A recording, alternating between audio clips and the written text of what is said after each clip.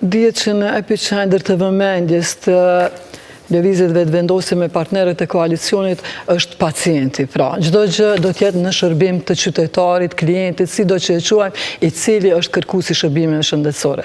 Krahas asaj ne kemi dhënë prova që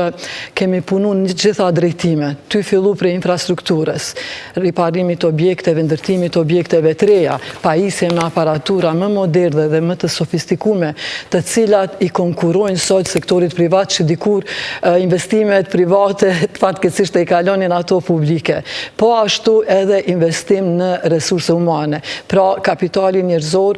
profesionistë shëndetësor, të cilëve kemi pas synim t'ju përmirësojmë kushtet e punës, që është kyçe, përfshi edhe pagat që tash çdo kush mund ta bëjë një konstatim që pagat në sektorin shëndetësor publik janë të dinjitetshme,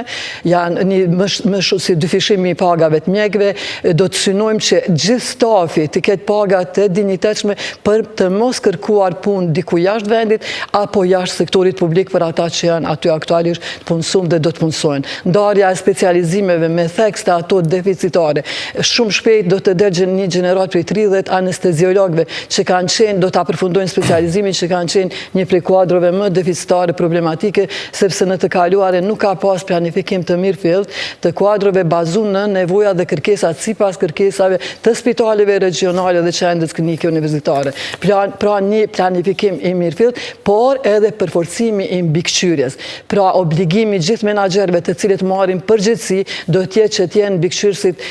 përfshirë me gjithë zinxhirin ta quajmë menaxherial deri te ai shefi i një reparti që ka për obligim ta përcjell jo vetëm rrjedhjen e barnave të cilat i garanton shteti listën esenciale, edhe ta përmbylli nëse ka mendë kohë, lista esenciale shkon deri në 70 milion euro, i cili dhe kjo sidomos edhe në kujdesin parësor shëndetësor në prej 11 milionëve që kemi gjetë në 25 milion euro për barna të listës esenciale për kujdesin parësor.